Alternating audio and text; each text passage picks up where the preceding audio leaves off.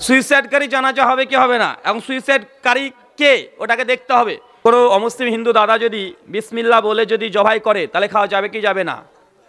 অনেকে বলে যে স্বামীর গায়ে পা ঠেকে গেলে তাকে প্রণাম করে, বা স্বামীর গায়ে পা ঠেকে গেলে এই করতে হয় এই করতে হয়। রাত 12টার পরে কি হয় কে জানে রে ভাই। তো আল্লাহ তো আমাদের নাম রেখেছে মুসলিম, কি রেখেছে ভাইজান? তাহলে আমরা কেন নিজেকে হানাফি, শাফি বা আহলে হাদিস দাবি করব? এটাই তো প্রশ্ন। মুসলমান স্বামীকে ভগবান মানে না, এই জন্য স্বামীকে নাম নেয়। মানুষ ভাবে যে গরুর মাংস খেলে মুসলমান, আর না খেলে মুসলমান না। অনেকে আবার তার হিন্দু বন্ধুকে ভাবে যে জোর করে যদি একবার খাওয়াই দিতে পেরেছি ভুল করেও, তাহলে মানে মুসলমান হয়ে গেল। ভাই, গরু মাংস খাওয়ার সঙ্গে মুসলমান হিন্দুর কোনো সম্পর্ক নাই। গরু জাস্ট একটা অ্যানিমাল, একটা প্রাণী, হালাল খাবার। গরুর যা মূল্য ইসলামে, ছাগলের মূল্য তাই, মুরগির মূল্য তাই, মাছের মূল্য তাই। ঢেঁড়স, কল্লি, উচ্ছি, আলু, পটল সবার সমান এক। কথা বুঝতে পারলেন? কেউ যদি গরু মাংস খায় তাহলে সে ভালো মুসলমান। কোরআন বা হাদিস বা ফিকহের কোনো গ্রন্থে এ কথা লেখা নাই। কেউ যদি গরু কি তো দূর কি বাত, কেউ যদি ছাগলের মাংস না খায়, কোনো মাংসই না খায়, শুধু নিরামিষ খায়, ভেজিটেরিয়ান, শুধু শাকসবজি খায়, তারপরে সে একজন ভালো মুসলমান হতে পারবে। ভালো মুসলমান হওয়ার জন্য গরু বা ছাগল খেতে হবে। ইসলামের শরীয়তে এর কোনো একটা হাদিস তো দূরের কথা, কোনো কথাই নেই। এগুলো কথা কি বুঝতে পারলেন? অনেক মানুষ মনে করে যে মুসলমানরা গরু খাবে তবেই মুসলমান, হিন্দুরা শুয়োর খাবে তবেই হিন্দু। দুটোই গন্ড মূর্খ। কথা বুঝতে পারলেন না ভাইজান? দুটোই এটা ফলস কথা। জি হ্যাঁ, ইসলামে গৌ মাংস এটা অনুমোদিত। সূরা মাইদার 1 নম্বর আয়াত, সূরা আনামের 115 নম্বর আয়াত, সহিহ বুখারীর 1609 নম্বর হাদিস। আল্লাহ নবী গরু কুরবানি দিয়েছেন, গরুর মাংস খেয়েছেন, আমরা খাই। জাস্ট এটা জায়েজ একটা খাবার। মুরগি যেমন জায়েজ, বিফ গরু এটা একটা জায়েজ। যেমনভাবে হিন্দু সনাতন ধর্মেও একটা সময় ছিল, ঋগ্বেদ মণ্ডল 10 সূক্ত নম্বর 86 মন্ত্র নম্বর 13 এবং 14, স্বয়ং বিষ্ণু তিনি গোমাংস খেয়েছেন, এটা প্রমাণিত আছে, বেদ থেকে প্রমাণিত আছে। মনুসংহিতা 5ম অধ্যায় 30 থেকে 40 নম্বর ভার্স 4 খেলে কমপক্ষে মন্ত্র আছে যেন গোমাংস এবং বিভিন্ন প্রাণী মাংসকে অনুমোদন করা হয়েছে। যারা বৈষ্ণব মতবাদে বিশ্বাসী তারা মনে করে প্রাণী হত্যা করা অনুচিত নয়। যারা শৈব মতবাদে বিশ্বাসী, যারা দেবী পুজো করে, কালী পূজা, দুর্গা পূজা, এখানে নিরামিষ ছাড়া হয় না, সরি আমিষ ছাড়া হয় না, তাকে বলি দিতে হয়। পাঠা বলি দেয় কালী পুজোতে। আমাদের জলগির থানাতে আমরা ছোটবেলায় কতদিন দেখেছি, কালী পূজার আগেই ওখানে পাঠা বলি দেয়, এখনো আছে। শক্তি পূজা মানে দেবী পূজা যেগুলোকে বলা হয়, এবং শাক্ত মতবাদী মানে শিব ভক্ত যারা আছে তাদের নিকটে এই সমস্ত প্রাণী মাংস খাওয়া হালাল, বৈধ। তাই হিন্দু ধর্মে যে কমপ্লিট ভাবেই প্রাণীর মাংসকে হারাম করেছে এটা ভুল কথা। হিন্দুদের মধ্যে দুটো গ্রুপিং আছে, যারা বৈষ্ণব তারা মনে করেন না কোনো প্রাণী হত্যা করা উচিত না। কেউ যারা শাক্ত মতবাদী বিশ্বাসী, যারা দেবী মতবাদে বিশ্বাসী, তাদের নিকটে সমস্ত প্রাণীকে বলি দেওয়া বৈধ। ঈশ্বরের নামে জবাই করে যদি প্রাণী মাংস খান সেটা অহিংসা নয়। এটা দেবী ভাগবতেও আছে, ভাগবত পুরাণেও আছে, শিব পুরাণেও আছে। এই ব্যাপারে ডিটেল যদি জানতে চান, আমার সঙ্গে পণ্ডিত মহেন্দ্রপাল আরিয়ার একটা ডিবেট আছে, ইউটিউবে দেখবেন। সনাতন শাস্ত্রে গোমাংস অনুমোদিত না নিষিদ্ধ 26খানা প্রমাণ দিয়েছে আমি। বেদ এবং উপনিষদ পুরাণ শাস্ত্রের আলোকে গোমাংস খাওয়া অনুমোদিত, নিষিদ্ধ নয়। শুকরান। আচ্ছা, আমার কিছু লেখা বই আছে, হ্যাঁ, এই স্টেজে ডান দিকে পাবেন। এটা নামাজে হাত কোথায় বাঁধবেন, বুকে না কপালে, বুঝতে পারলেন না? এই বিষয়ে পড়ে। আর একটা বই আছে, ফিতরা কি দিয়ে দেবেন, টাকা না খাবার না বিকাশ। এখন তো টেকনোলজি উন্নত হয়েছে। আর একটা বই আছে, মেয়েরা কি মসজিদে যেতে পারবে কি পারবে না। মেয়েরা মসজিদে যেতে পারবে, হাদিস থেকে 46খানা প্রমাণ দেওয়া হয়েছে। আর যারা বলে পারবে না তাদের দলিলগুলোকে পোস্টমর্টেম করা হয়েছে, এবং শেষে প্রায় 30খানা প্রশ্ন উত্তর রাখা হয়েছে। যাদের প্রয়োজন স্টেজের ডান দিক থেকে নিতে পারবেন। শুকরান।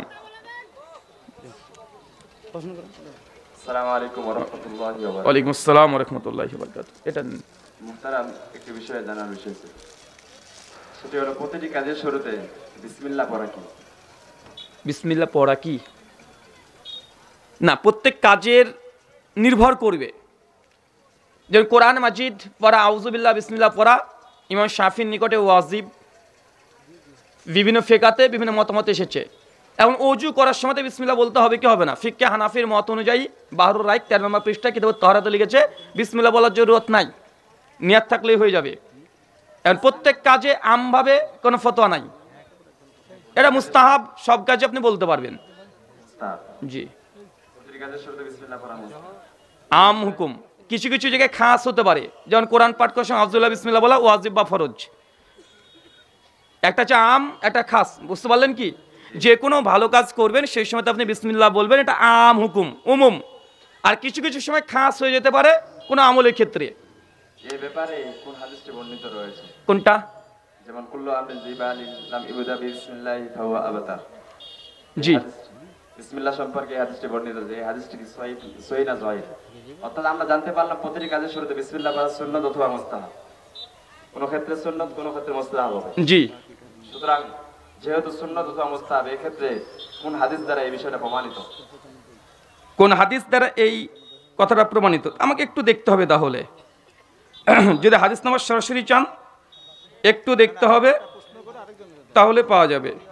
জি, আপনি থাকেন, আমি নোট করছি, আমি আপনাকে হাদিস নাম্বারটা বলে দিচ্ছি, আমি স্টেজ শেষ করার আগে জানিয়ে দেবো।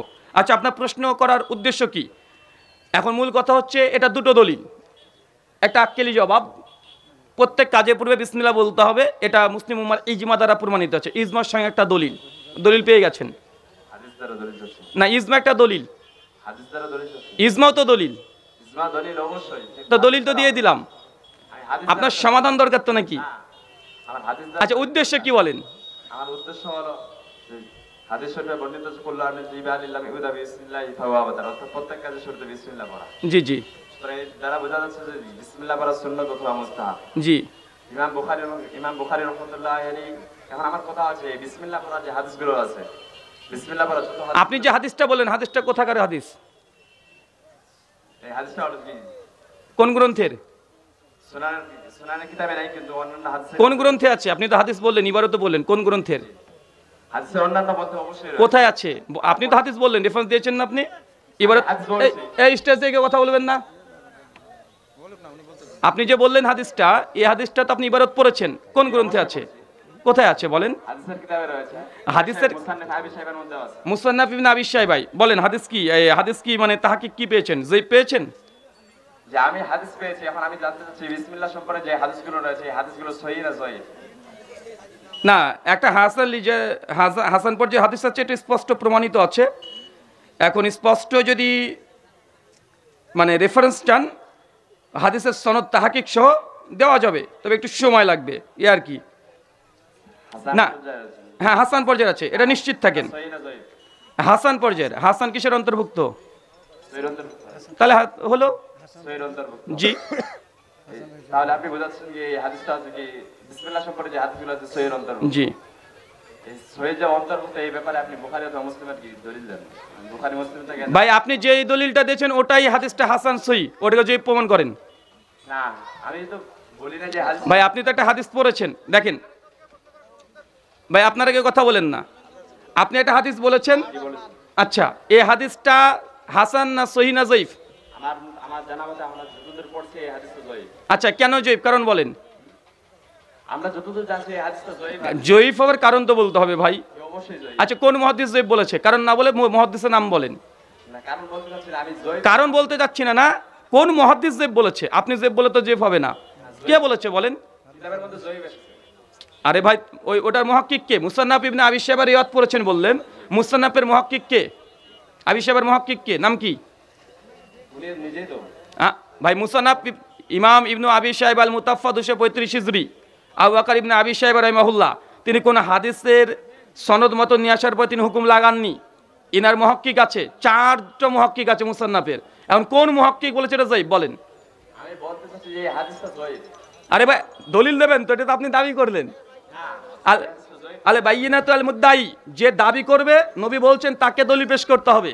এখন আপনি বলেন হাদিসটা জয়ীফ। আমি দুটো জিনিস জিজ্ঞাসা করেছি, যে কারণ বলেন, যদি কারণ বলতে না পারেন কোনো সমস্যা নেই, সহজ করে দিলাম। কোন মুহাদ্দিস হাদিসকে জয়ীফ বলেছে? আপনি বললে তো আমি মানবো না নাকি? হাদিসটা তো জয়ীফ। আপনি কি বলেন? আপনি জয়ীফ মানেন না? না, হাদিস হাসান লিগাইরি পর্যায়ে আছে। হাফেজ জুবার আলী জাহির রহমাহুল্লাহ, আমি বলি হাফেজ জুবার আলী জাহির রহমাহুল্লাহ আমার খুব ভালো মনে পড়ছে, তার তাহাজুল আহকামের মধ্যে ডিটেল আলোচনা করেছে এবং প্রত্যেকটা কাজের পূর্বে বিসমিল্লাহ বলা এই হাদিস হাসান লি গয়রিহি, হাদিস হাসান পর্যায়ের, এবং ফিকহ সুন্নাহর মধ্যেও আসছে। আচ্ছা, আপনি যদি বলছেন কারণ তো দেখাবেন তো ভাই। ভাই বুখারী মুসলিমে নাই বললাম তো, না বুখারী মুসলিম কখন দাবি করলাম? বুখারী মুসলিম না থাকলে সহি না? এটা কে বলেছে, কোথায় লেখা আছে? একটু থেমে দেন তো ভাই। ভাই বুঝতে পেরেছি, প্রথম প্রশ্ন তো না ধাঁচ দেখে বুঝে নিয়েছি। এটা হচ্ছে আহলে হাদিসদের পরে মিথ্যা কথা। এখন আমি যদি বলি আপনাদের কাছে বুখারী মুসলিম এটাও জাল, মানবেন? আপনাদের হানাফিদের নিকটে স্বয়ং যিনি বুখারী পড়বেন তাকে বলা হয়েছে মানে জিন্দিক, মানে তাকে মুরতাদ ফতোয়া দিয়েছে। যে বুখারী পড়ে তাকে জিন্দিক ফতোয়া দেওয়া হয়েছে। হাফেজ যাহাবি তার মিজানুল ইতিদালের মধ্যে এ কথা হানাফিদের তাওয়াতুর সূত্রে নকল করেছে। এখন আপনি মেনে নেবেন? জাস্টিস তাকি উসমানী দিন মে তাকলিদ কি শরঈ हैसियत, আরে ভাই বসেন আপনারা।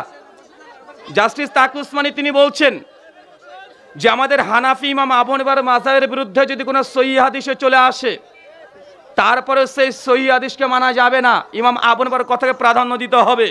তার মানে গোটা বুখারী বাতিল আপনাদের মানহাজ অনুযায়ী। যদি আমি এই কথা বলি মানবেন? কেন মানবেন না? এই কথা তো তাকি উসমানী লিখেছে। তাকি উসমানী আপনার দলিল না? ও তাহলে কাকে মানেন? তাই বিসমিল্লাহ বলা যাবে এই হাদিসের জয়ীফ ইমাম আবু হানিফা থেকে প্রমাণ পেশ করেন, আবু হানিফা থেকে প্রমাণ পেশ করেন। অনেক ইমাম কেন আসবে? আবু হানিফা আপনার দলিল, তাই তো? মুকাল্লিদের জন্য আহনাফ মানে ফিকে হানাফির অন্তর্ভুক্ত।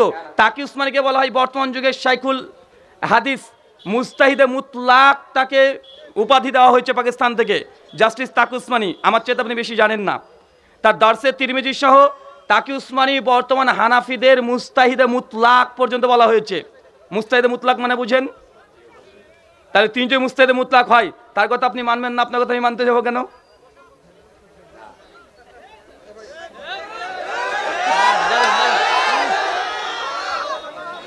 বলেন ভাই। ভাই আমি তো বললাম হাসান লি গয়রিহি, আপনি বলছেন জয়ীফ, দলিল দিচ্ছেন না। আরে প্রমাণ পেশ করেন। দলিল আপনি দিয়েছেন, আমি দলিল দিইনি। আল্লাহ নবী মিশকাতে বলছে তিরমিজির হাদিস আল বাইয়িনাতু আলা মুদ্দাই, যে দাবি করবে তাকে দলিল দিতে হবে। আপনি বলছেন জয়ীফ, দলিল তো আপনি দিবেন আমাকে। এই হাদিসকে আমি পেশ করেছি, হাদিস তো আপনি পেশ করেছেন ভাই। ভাই আপনি পেশ করেছেন কি না? আপনি জয়ীফ দাবি করছেন তো, তো দাবি তো আপনার, প্রমাণ তো আপনাকে করতে হবে। বিয়ে আপনি করবেন, বাচ্চা আমি তৈরি করবো, এটা কেমন হয়ে গেল না? আমি আর কিছু বলতে চাই না। ঠিক আছে ভাই। পরের প্রশ্ন। আমি জানতে চাইছিলাম, আমার যতটুকু জানা যতটুকু আমার উদ্দেশ্য ছিল সেটা হচ্ছে যে বিসমিল্লাহ যে হাদিসটা, এই হাদিসটা ভাই আপনি বলছেন জয়ীফ, আমি বলছি হাসান লি গয়রি, উত্তর তো হয়ে গেছে। শুনেন ভাই, আমি আমার উদ্দেশ্য কথা বলতেছি। বলেন উদ্দেশ্য বলেন। আমার উদ্দেশ্য বলেন। হাদিসটা, এই হাদিসটা আমাদের জানা, আমাদের সর্বক্ষেত্রে জানা আমাদের এই হাদিসটা জয়ীফ। আর জয়ীফ আপনার জানাটা ভুল। শুনে নাই আমার ভাই, আপনার জানায় যখন ভুল তো শোনার লাভ কি? না, এখানে আর অনেকেই অনেক মতো বিতর্ক দিয়ে আর বিতর্কের মধ্যে চলে যাচ্ছে। না না, আপনি যে আমাদেরকে বিতর্কমূলক কথা বলছেন যে আহলে হাদিসরা বলে বুখারী মুসলিম বাদ দে, হাদিস মানি না, এটা মিথ্যা কথা। আমার এই বই, আমার বই লেখা আছে বুখারী মুসলিম, আবু দাউদ, তিরমিজি, ইবনে মাজাহ, নাসাই, দারিমি, দারিকুতনি, বাইহাকি, শুআবুল ঈমান, সুনানুল কুবরা লিল বাইহাকি, তাবরানী, আওসাত, মুজাম্মুল কাবির, যতগুলো গ্রন্থ আছে সব গ্রন্থ থেকে আমরা হাদিস দিই। আমরা বলি ইসনাদু মিনাদ দ্বীন, হাদিস যে গ্রন্থই হোক না কেন তার সনদ সহি হতে হবে। আমাদের উসুল এইটা। আমার কথার কারণ হচ্ছে যে আমাদের আশেপাশে যারাই আছে, হ্যাঁ যারা আছে আপনাদের মতলবে, তারা সকলেই বলে যখন কোনো বিষয়ে যে কথা বলতে যায় তখন তারা বলে যে বুখারী মুসলিম দলিল দেয়, বুখারী মুসলিম ছাড়া অন্য হাদিস ছাড়া ভাই কেউ একজন যদি বলে, শোনেন শোনেন, না না অধিকাংশ ক্ষেত্রে, আমি এখন অধিকাংশ ক্ষেত্রে দেখাবো হানাফি মাযহাবের অধিকাংশ ক্ষেত্রে মাজার পূজা করে, তথা বেরেলিবিরা, ওরাও হানাফি, কারণ আপনি কিন্তু মেনে নেবেন। তাহলে ভাই অধিকাংশ কে বললো, আমুন নাস কি বললো এটা নয়, আমাদের আহলে হাদিসদের আকীদা, তাদের উসুল, তাদের মানহাজ, তাদের ফাহাম, এটা আমাদের কিতাবে লেখা আছে। এখন মাঠের রাখাল একজন কে কি বললো ওটা দেখে যদি হয়, এখন আমি বলবো যে হানাফিদের কিছুদিন আগে ময়মনসিংহে মসজিদের ভেতরে হিল্লা করেছে, হানাফিরা করেছে, এখন হানাফি মাযহাবকে দায়ী করবো? কেন করবো না ভাই? তো তো কে কি করলো এটা তো দলিল না। আমি তো আগেই বলেছি হুজুর দেখে ইসলাম নয়। যদি যদি দেখতে যান তাহলে কোরআন হাদিস দেখেন। আহলে হাদিসের রসুল কোরআন এবং সহিহ হাদিস, কি বললাম, কোরআন এবং সহিহ হাদিস সহিহ বুখারীতে থাকতে হবে বাধ্য নয়। সহিহ হাদিস মানে দুনিয়ার যে কিতাবে আছে সহিহ হাদিস, এবং আহলে হাদিসদের প্রত্যেকটা বই বুখারী মুসলিম বাদ দিয়ে আবু দাউদ, তিরমিজি, ইবনে মাজাহ, নাসাই, দারিমি, দারিকুতনি, বাইহাকি, সুনান কুবরা লিল বাইহাকি, শুআবুল ঈমান লিল বাইহাকি, আসমা সিফাত লিল বাইহাকি, ইমাম বাইহাকির 10খানা কিতাব আছে। আমরা সবগুলো থেকে দলিল দিই, তাহকিক দিই। কথা বুঝতে পারলেন ভাইজান? তাই এটা আমাদের উপরে একটা ভুল ধারণা আপনার। তাহলে আর কি এই বিষয়টা সাধারণ মানুষের নিকটে সবসময় আমি জানতাম, এই কারণে আর কি বলছি ভাই। ঠিক আছে, শুকরান, জাযাকাল্লাহ খায়রান, বারাকাল্লাহ ফিক। জি, সমস্যা নেই, ছেড়ে দেন। এই কেউ চিল্লাবেন না। এই কি সমস্যা রে ভাই? উনি জানতে এসেছেন, উনি জানতে এসেছেন। এটা কি তাবলিগ জামাতের মাঠ পেয়েছেন নাকি? 7পন্থী আর জুবারপন্থী মারামারি করে মরে যায়, দুজন ভাববে জান্নাতে চলে গেছি। না ভাই, উনি জানতে এসেছেন, আগ্রহ আছে, ভালো কথা, ওনাকে সম্মান করেন। জি, প্রশ্ন। একজন জানতে চেয়েছেন আপনার কাছে, সালাফিরা নাকি এদেশে সবচেয়ে বেশি ক্ষতি করেছে, কারণ তারা বিভক্ত সৃষ্টি করে। আপনি কি ঠিকই বলেছেন, সবচেয়ে আহলে হাদিস সালাফিরা উম্মতের মধ্যে ফাটল ধরিয়েছে। এই জন্য তো টুঙ্গিতে সালাফিরাই 2 দল হয়ে মারামারি করে মরে গেছে। ওরা সালাফি তো নাকি? কারা ওরা? সালাফি না? হ্যাঁ, কারা ওরা? ওই সালাফিরা তো মসজিদের মধ্যে এই কাজ করেছিল নাকি?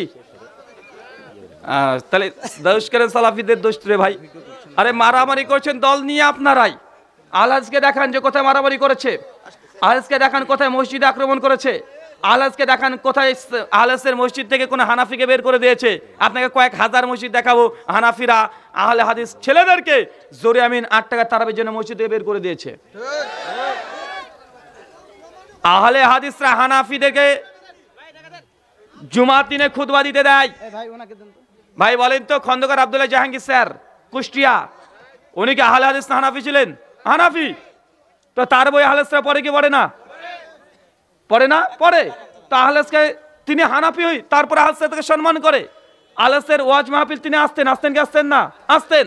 আপনাকে কয়েক ডজন হানাফি বক্তার নাম বলতে পারবো যারা নরম প্রকৃতির, চিল্লা চিল্লি করেন আমার কিউট বয়ের মতো। কিউট বয় চেনেন তো? আবার যারা নরম পন্থা আহলাস তাদেরকে ওয়াজের মঞ্চ ছেড়ে দেয়। কামাল উদ্দিন জাফেরি, উনি হানাফি মাসলাক অনুযায়ী চলে কি চলে না? চলে। আহলাসের মঞ্চে সে বক্তব্য দেয় না? দেয়। অনেকের নাম বলতে পারবো, আছে। তাই আহলে হাদিসরা অনৈক্য করছে। এটা হচ্ছে আইসক্রিম খুব গরম, এই অ্যান্সারের মতো। আইসক্রিম কি গরম হয়? হ্যাঁ, আইস মানে তো ঠান্ডা। আহলে হাদিসদের মতো উদার গোটা বাংলাদেশ না, গোটা পৃথিবীতে নেই। আপনাকে শুধুমাত্র বলবো আহলে হাদিসকে বাদ দেন। তারপরেও হানাফিদের মধ্যে বড় বড় 2টো ভাগ, একটা দেওবন্দি, একটা বেরলভী, আছে না নাই? দেওবন্দিরা বই লিখেছে আল মুহান্নাদ আল মুফান্নাদ, শাহরানপুরের লেখা। বইয়ের শেষ পৃষ্ঠায় 56 জন মুফতির ফতোয়া আছে। তারা পরিষ্কারভাবে লিখেছে যে আহমেদ রেজা খান বেরলভী এই শয়তানি লস্কর হে, তথা পুরো বেরলভী মানে সুন্নি, এরা হচ্ছে শয়তানের দল। কার দল? শয়তানের দল। আহমেদ রেজা খান বেরলভী একটা বই লিখেছে, তার হোসাইমুল হারমাইন 1905 সালে, সেই সময়তেই। ওই বইয়ে আবার আহমেদ রেজা খান বেরলভী হানাফি, উনি বলছেন যে দেওবন্দি পুরো জামাতটাই হচ্ছে কাফের। এখন হানাফিদের মধ্যে বড় বড় কয়টা ভাগ? কথা বলেন। 2টা, দেওবন্দি, বেরলভী। দেওবন্দিরা বেরলভীকে কাফের বলে, বেরলভীরা দেওবন্দিকে কাফের বলে। তো তোমরা দুজনই তো হানাফি। ভাগ কে করেছে? নবীজি নূরের তৈরি, মাটির তৈরি নিয়ে হানাফি, দেওবন্দি, বেরলভীর মধ্যে যত বাহাস, যত মুনাজারা, যত মারামারি হয়েছে পৃথিবীর ইতিহাসে মনে হয় অমুসলিমদের সঙ্গে তো মারামারি হয় নাই। নবীজি নূর বাসার, আলিমুল গায়েব কি আলিমুল গায়েব না, নবী হাজির নাজির কি হাজির নাজির না, এই নিয়ে দেওবন্দি আর বেরলভীদের উর্দু ভাষাতে আলহামদুলিল্লাহ এতগুলো দেওবন্দি বেরলভীরা বই লিখেছে। একটা বড় লাইব্রেরি, একটা ঘর বই লোড হয়ে যাবে। তো দুজনই তো হানাফি। আবার দেওবন্দিদের মধ্যে 2টো ভাগ, দেওবন্দি হায়াতি, মামাতি, নেন ঠেলা। আপনার বাংলাদেশে কোনো ঢোকেনি, পাকিস্তানে আছে, ভারতে আছে হায়াতি আর মামাতি। আবার দেওবন্দি আরে ভাই দেবো তো রে ভাই, আপনি উত্তর দেবেন নাকি? আপনি উত্তর দেবেন?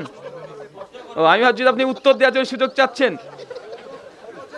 আমাকে শেষ হোক ভাই। দেওবন্দির মধ্যে দুটো ভাগ, দেওবন্দি হায়াতি মামাতি। আবার দেওবন্দি হায়াতির মধ্যে আবার দুটো ভাগ। আবার কটা ভাগ? আবার দুটো ভাগ। তাবলিগ জামাত, তাবলিগ আবার দুটো ভাগ, সব দেওবন্দি। সাতপন্থী জুবারপন্থী মারামারি করছে, এটি জান্নাতে ঘুরে বেড়াচ্ছে ভাবছে বেটা দুজনই জাহান্নাম। বুখারী 31 নম্বর হাদিস।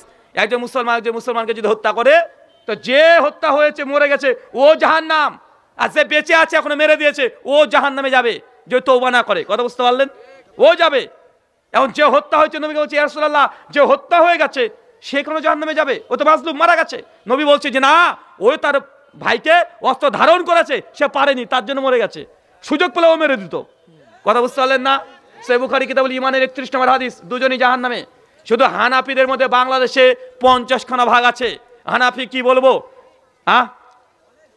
চরমনাই, এনাথপুরি, জৌনপুরি, রাজারবাগি, ফুলতনি, আটশি, দেওয়ানবাগি, এগুলো কি হানাফি না আহলে হাদিস? সবগুলা হানাফি। হানাফি না ভাইজান? এখন কে যে প্রকৃত হানাফি এটা আপনারা ঠিক করেন। আপনারা বেরলবিরা বলবেন দেওবন্দিরা হানাফি না, ওরা ওয়াহাবি বলে, কি বলে না? আবার দেওবন্দিরা বলবে এই বেরলবি এরা তো হানাফি না, এরা হচ্ছে শিয়া। অনেক বলিছে দেওবন্দিরা, এদেরকে মানে জাহান্নামে দল বানিয়ে দিয়েছে। চরমনারা বলছে জৌনপুরি হচ্ছে এরা হচ্ছে মূর্খ, আবার জৌনপুরি চরমনাইকে বলছে মূর্খ। সাতপন্থী জুবারপন্থী তাবলিগকে বলছে এরা তাবলিগ আসল তাবলিগ না, এই তাবলিগ করলে জাহান্নামে যাবে। আবার জুবারপন্থী সাতপন্থীকে বলছে এটা আসল তাবলিগ না। দুজন বলছো দুজনকে কাফের। আমি বলছি তোমরা সবাই ঠিকই বলছো, তোরা সবাই গুমরা। ভাই আমি নিজের কথা তো বলিনি, দেওবন্দিরা বেরলবিকে বলে কাফের, বেরলবিরা দেওবন্দিকে কাফের বলে। সাতপন্থী জুবারপন্থীকে ভ্রষ্ট বলে, জুবারপন্থী সাতপন্থীকে ভ্রষ্ট বলে। আমি বলছি হুজুর তোমরা যে কজন যা বলছো সবই ঠিক, তবে তোরা সবাই বাতিল যা। আমার তো কোনো কথা না, তোদেরই ফতোয়া তোদের কাছে দিয়েছি আমি। আহলে হাদিস দেখান যে কোথায় মতভেদ করেছে, দেখান একটা দেখান কোথায় ভাগ করেছে আহলে হাদিস। মসজিদ ভাগ আগে দেওবন্দি আর বেরলবি হয়েছে, নূর আর বাসান নিয়ে। কাকে ইতিহাস শিখাচ্ছেন? দেওবন্দি বেরলবি বাংলাদেশের না, এটা Indian product, made in India. কোথাকার? কোথাকার? দেওবন্দি ইন্ডিয়ার উত্তরপ্রদেশ। 1866 সাল। জায়গার নাম দেওবন্দি, মানে ওই গ্রামের নাম দেওবন্দি। দেওবন্দি মানে কি জানেন? দেওবন্দি হচ্ছে ফার্সি উর্দু ভাষা। দেউ মানে শয়তান, বন্দি মানে জাল, মানে শয়তানের জাল। কি আরে দেওবন্দি বাংলাদেশের নাকি ভাই? তাই আমি ইন্ডিয়ান। তাই মায়ের গল্প মাসির কাছে দিয়েন না। কি বললাম? মায়ের গল্প মাসির কাছে দিয়েন না। আরে এগুলো তো ছোটকালেই শিখেছি। এই সাবজেক্ট দেওবন্দি বেরলবি এইসব ফিরকাগুলো এটা আমাদের প্রাইমারি স্কুলে পড়ে ফেলেছি। এগুলো আমাদেরকে নতুন করে শেখায়েন না ভাই। দল করেছে প্রথমে, হানাফিরা মসজিদ ভাগ করেছে, মাদ্রাসা ভাগ করেছে, এরা কবরস্থান ভাগ করেছে, মারামারি করে দুজনই জাহান্নামে গিয়ে চলে গেছে। আল্লাহ যদি চাইতো বাঁচাতে পারে। আপনারা দেখেননি ভাইজান? তাই এই ইতিহাস বলতে দিয়েন না। আহলেসকে দেখান যে কোথায় হানাফিদের সঙ্গে এরকম নোংরামি করেছে। আহলেসরা হানাফিদেরকে মসজিদ থেকে বের করে দিয়েছে, তাদেরকে কাফের ফতোয়া দিয়েছে। দেখান, দেখাতে পারবেন না ইনশাআল্লাহ। কেন? আহলে হাদিস আপনাদের মতো তার কাটা না। তার কাটা না হলে মসজিদে ওই কাজ করে রে বেটা। আসসালামু আলাইকুম ওয়া রাহমাতুল্লাহ। হুজুর আপনার কাছে প্রশ্ন, সহিহ হাদিসে বর্ণিত বিভিন্ন দোয়া কালাম এবং আমাদের কুরআন মাজিদ যদি তেলাওয়াত করা হয়, যদি এটার অর্থ না বুঝে তেলাওয়াত করি তাহলে কি এর সওয়াব পাওয়া যাবে কি যাবে না? এই ব্যাপারে হুজুরের মধ্যে জামে তিরমিজি হাদিস নম্বর 2910 সনদ হাসান। আল্লাহ নবী আলাইহিস সালাম বলছেন কেউ যদি কোরআনুল কারীমের আলিফ লাম মিম 3 মানে 3টে হরফ পড়ে 3×30 নেকি। কেউ যদি বুঝে পড়ে তবুও 30 নেকি, কেউ যদি না বুঝে পড়ে তবুও 30 নেকি। কথা বুঝতে পারছেন? কেউ যদি বুঝে পড়ে তবুও 30 নেকি, কেউ যদি না বুঝে পড়ে তবুও 30 নেকি। ওলামারা কিছু বলেছে যে কোরআন মাজিদ যে অর্থ বুঝে না পড়ে সেক্ষেত্রে আমল করতে গিয়ে তার ত্রুটি হতে পারে, তবে নেকি ইনশাল্লাহ যে শুনবে তারও 30 নেকি। শুকরান। জি আসসালামু আলাইকুম। আমার মধ্যে মানে রেফারেন্স দেওয়ার মতন ক্ষমতা নাই, আমি খুবই নগণ্য জ্ঞান। আচ্ছা তোমাকে দিতে হবে না বাবা, বলো। সূরা ইমরানে বলা হয়েছে যে আল্লাহ বলতেছে যে আমার রোদ্রকে তুমি শক্ত করে। সূরা ইমরান সূরা 3 আয়াত 103। তারপরে বলো। তো এখন আমরা তো মুসলিম। জি। তো আমাদের নাম হানাফি, শাফি, মালিকি। মাশাআল্লাহ, চমৎকার, ঠিক আছে। আবার আবার আহলে হাদিস কেন থাকবে? ঠিক আছে ভাই, বুঝেছি, মুসলিম, তাই না? ঠিক আছে, আলহামদুলিল্লাহ আলহামদুলিল্লাহ। তুমি দাঁড়াও, তুমি দাঁড়াও, চলে যাও কেন রে বাবা? উনি বলছেন যে উনার তথ্য দলিল জানা নেই, তবে বাংলাতে বলেছেন যে তোমরা আল্লাহ রজ্জুকে আঁকড়িয়ে ধরো, পরস্পর বিচ্ছিন্ন হয়েও না। এটা আছে সূরা আল কোরআন, সূরা ইমরান, সূরা নম্বর 3, আয়াত নম্বর 103, ওয়া তাসিমু বিহাবলিল্লাহি জামিআউ ওয়া লা তাফাররাকু, তোমরা আল্লাহ রজ্জু আঁকড়িয়ে ধরো, পরস্পর বিচ্ছিন্ন হয়েও না। আলহামদুলিল্লাহ, কোরআনের আয়াত, এটা কোনো সন্দেহ নেই। এখন ভাইয়ের প্রশ্ন খুব গুরুত্বপূর্ণ প্রশ্ন, তো আল্লাহর আমাদের নাম রেখেছে মুসলিম, এটা হচ্ছে সূরা হাজের 78 নম্বর আয়াত, সূরা আলী ইমরান 64 নম্বর আয়াত, সূরা আলী ইমরান 102 নম্বর আয়াত, সূরা হাজ 78, সূরা হামিম সাজদা আয়াত নম্বর 33, বিভিন্ন জায়গাতে আল্লাহ বলেছে বিআন্না মুসলিমুন, তোমরা বলো, তো সাক্ষী থেকে তোমরা মুসলিম। তো আল্লাহ তো আমাদের নাম রেখেছে মুসলিম, কি রেখেছে ভাইজান? তাহলে আমরা কেন নিজেকে হানাফি, শাফি বা আহলে হাদিস দাবি করব? এটা তো প্রশ্ন। তা আল্লাহ তো আমাদের নাম মুসলিম রেখেই দিয়েছে, তাহলে কেন নাম, এই নাম কেন আমরা বলবো? এটা তো প্রশ্ন। আচ্ছা, তোমার নাম কি? নাইম বিন ইকবাল, এ নাম কে রেখেছে? মাশাআল্লাহ, তার মানে ভালোই বুঝেছো তুমি। তোমার নাম নাইম ইসলাম আর বাবার নাম হচ্ছে ইকবাল, তার জন্য নাইম ইবনে ইকবাল। চমৎকার, মাশাআল্লাহ। নামটা রেখেছে কে? হ্যাঁ, মানে তোমার আব্বু নাইম ইসলাম নাম রেখেছে, তাই তো? মানে এটা তোমার আব্বু রেখেছে। আল্লাহ তোমার নাম কি রেখেছিল? আরে বলো না, কি নাম রেখেছিল আল্লাহ? আর তোমার আব্বু কি নাম রেখেছে? নাইম ইসলাম। তো যখন তোমার নাম আমি জিজ্ঞাসা করলাম, কার নামে পরিচয় দিলে? আব্বার দেওয়ার নামে না আল্লাহর দেওয়ার নামে? কেন রে ভাই? আল্লাহ নাম রেখেছে মুসলিম, তো আল্লাহর দেওয়ার নাম বাদ দিয়ে বাপ যে নামের নাম দিয়েছে, উনি এখনই বললো যে আল্লাহ আমাদের নাম মুসলিম রেখেছে, কেন আহলে হাদিস দাবি করবো? তো আল্লাহ তো তোমার নাম মুসলিম রেখেছে, কেন তোমার নাম নাইম বললা? আরে এটা তো তোমার পরিচয়, আল্লাহ তোমার পরিচয় দিয়েছে মুসলিম। আল্লাহ হচ্ছে বিআন্না মুসলিমুন, তোমরা বলো, তোমরা সাক্ষী থাকো, তোমার নাম হচ্ছে মুসলিম, সামাকুমুল মুসলিমিন, যে তোমাদের নাম রাখা হচ্ছে মুসলিম। নবী ইব্রাহিম রেখেছে, সূরা হাজ 78 নম্বর আয়াত। তো আল্লাহ তোমাদের নাম মুসলিম রেখেছে, নাইম ইসলাম তোমার বাপ রেখেছে।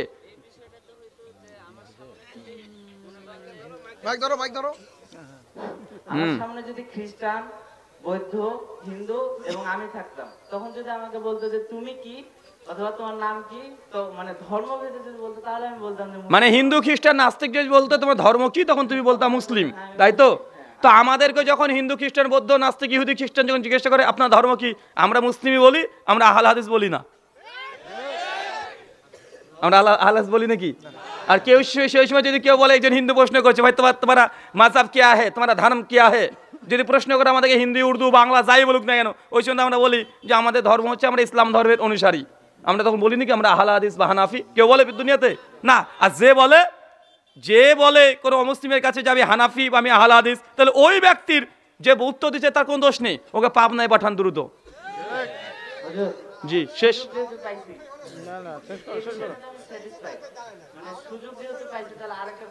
আরো প্রশ্ন করবা? কি করবেন? আচ্ছা করো।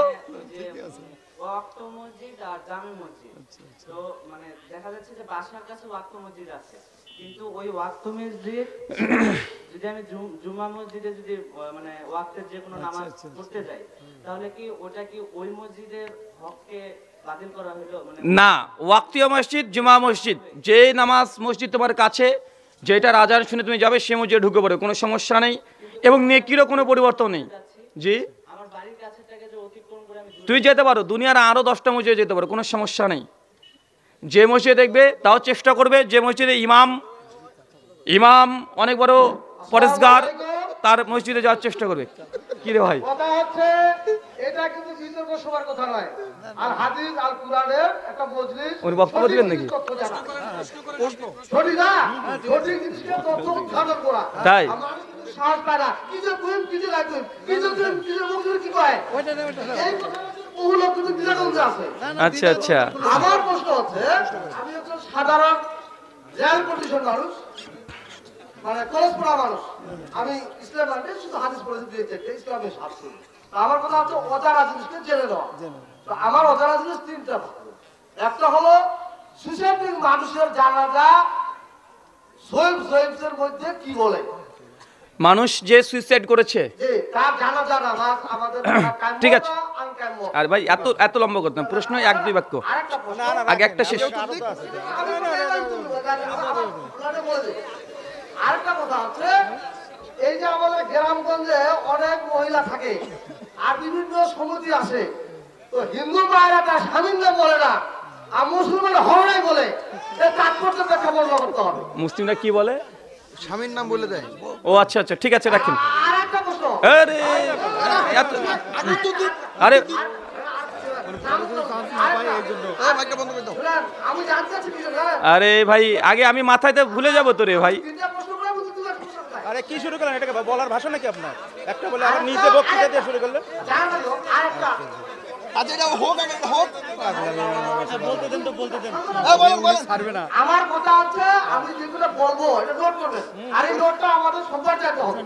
ওটা হচ্ছে একটা আগে বললেন কি ওই স্বামীর নাম আর পিতামাতার পায়ের নিচে সন্তানের বেহেস আর স্বামীর পাত্র স্ত্রীর বেহেস, এই কথাটা সচরাচর বলে কোনো মাইয়া মানে কোনো মহিলা মানে না, আবার কোনো স্ত্রী মানে উনি কোনো বলবেন স্বামী মানে না। একটা জায়গা ওনার বসে। আসেন, আপনি এখানে আসেন, এখানে আসেন, এসিটা আসেন, আইসা বসেন। এখানে আসেন। ঠিক আছে, নিয়ে বসেন। আরেকটা। আমাদের মহিলা স্ত্রীকে কি বলে ডাকতো? বাস, একটা কথা আমার। আরেকটা। আরেকটা। এই শোনেন, শোনেন, আরে ভাই এটার উত্তর হলো না, আপনি শুরু করে দিবেন। আর আপনাদের কমিটির ওখানকার লোক কই? মাইক ছেড়ে দিয়েছেন, লোক নাই কেন? আরে ভাই, মাইক্রোফোনের কাছে দু চারজন থাকতে হয়। মাইক্রোফোন এই জনসাধারণ ছেড়ে দিলেও তো চিল্লাবেই। প্রথম কথা, হিন্দু দিদি ভাইয়েরা তাদের স্বামীর নাম নেয় না। কেন নেয় না? এটা তাদের আকীদা, তাদের এই বিশ্বাস। তারা মনে করে পতিদেব ভাবা, তথা যিনি স্বামী তিনি ভগবান, ভগবানের নাম নিতে হয় না, এই জন্য তারা নেয় না।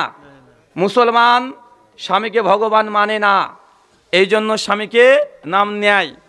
আল্লাহ নবী আলাইহিস সালাম আম্মা জান আয়েশা রাদিয়াল্লাহু তাআলা আনহাকে বিভিন্ন নামে ডাকতেন। যেমন আল্লাহ নবী নিজেই খাসভাবে আমাদের আয়েশার নাম দিয়েছিলেন হুমায়রা। কি নাম দিয়েছিলেন? ভালোবেসে আদর করে স্ত্রীকে হুমায়রা বলে ডাকতেন। আপনি আপনার স্ত্রীর নাম হচ্ছে ধরেন কি নাম বলবেন? আসমা। আপনি ডাকতে পারেন, একটা নতুন নাম দিতে পারেন, জানু বলতে পারেন, সমস্যা নেই, ঠিক আছে? অনেকে বলে যে স্বামীর গায়ে পা ঠেকে গেলে তাকে প্রণাম করে, বা স্বামীর গায়ে পা ঠেকে গেলে এই করতে হয়, এই করতে হয়। রাত 12টার পরে কি হয় কে জানে রে ভাই, ওটা আর বললাম না। অনেক মুরব্বী আছে, পা নাকি গায়ে টাচ করে নাকি এই হয় ওই হয়, তা রাত 12টায় কি হয় রে ভাই? কোথায় মাথায় কোথায় কি উঠে ঠিক নাই, মানে এগুলো হচ্ছে পাগলের কাজ। 3 নাম্বার বিষয়, যে আপনার প্রশ্ন স্বামীর পায়ের নিচে জান্নাত, এই কথা কোন হাদিস দ্বারা প্রমাণিত নয়, বরং সুনান নাসাই হাদিস না 3104, মায়ের পায়ের নিচে জান্নাত, এ হাদিস হাসান সহি পর্যায়ের। তবে পিতামাতার পায়ের নিচে সন্তানের জন্য জান্নাত, এ হাদিস সহিহুল জামে শেখ আলবানী সহ অনেক মুহাদ্দিস হাসান বলেছে। তবে স্বামীর খেদমত করলে স্ত্রী জান্নাতে যাবে, এই মর্মে হাদিসের অনেকগুলো মানা আছে, ডাইরেক্ট ওই ধরনের হাদিস নাই। হ্যাঁ, আবার বলবেন? স্বামীর নাম, স্বামীর নাম। স্বামীর নাম ধরে ডাকতে পারবে কি পারবে না? পারবে। আমাদের আয়েশা রাদিয়াল্লাহু তাআলা আনহা যখন তিনি রেগে যেতেন তখন বলতো ইয়া মুহাম্মদ, ঠিক আছে? আর যখন হতো তখন ইব্রাহিমের নাম ধরে ডাকতেন। তো স্বামীর নাম ধরে ডাকা ইসলামে জায়েজ, ইসলামে না জায়েজ নয়। তবে সম্মান দেওয়ার জন্য নাম না ধরে বলবেন হ্যাবলার বাপ, মানে আপনার ব্যাটার নাম হ্যাবলা ধরেন, বা ক্যাবলা, বা নাট, বা বল্টু, ওই বলে ডাকবেন, ভালোবাসা বাড়বে। আর স্বামী স্ত্রী যদি ইয়াং হয়, নিউ জেনারেশন, একজনের বয়স 16, একজনের 20, বা একজনের 18, একজনের 22, তো লেদেও করবেন মাঝে মধ্যে, কথা বুঝতে পারলে না? ভালোবাসা বহিঃপ্রকাশ, এর জন্য ভাষা কী ব্যবহার করছেন এটা গুরুত্বপূর্ণ নয়। তবে সম্মান সূচক দুজনে যেন হয়, অপমানজনক কিছু না হয়। জান বলাটাও সমস্যা নেই, জান বলবেন, হ্যাঁ সমস্যা নেই। নেন। ও সুইসাইড, সুইসাইড, সুইসাইডকারী জানাজা হবে কি হবে না, এবং সুইসাইডকারী কে ওটাকে দেখতে হবে। সুইসাইডকারী সে সালাত আদায় করতো কিনা দেখতে হবে। সুইসাইডকারী যদি সালাতকে পরিত্যাগ করে, মানে যদি নামাজ কোনোদিন পড়েনি, নামাজ পড়তে মসজিদে ডেকেছে, বলে যাই নামাজ পড়ে কি হবে, তাহলে এর জানাজা তো দূরের কথা, একে গোরস্থানে কবর দেওয়া যাবে না, কথা বুঝতে পারলেন? আর দেখা যাচ্ছে না পরেশগার একজন মানুষ মুসল্লি মসজিদে নামাজ পড়তো, ব্যতিক্রম কোন এক শয়তানের অসুস্থতায় পড়ে সে নিজেকে সুইসাইড করে নিয়েছে, তাহলে এই ব্যক্তির জানাজা করা জায়েজ। তবে কোনো পরেশগার ইমাম যদি পরিত্যাগ করেন আমি পড়বো না, অন্য কোনো ব্যক্তিকে দিয়ে যদি পড়িয়ে নেয় পড়িয়ে নিতে পারবে, হারাম নয়। শুকরান।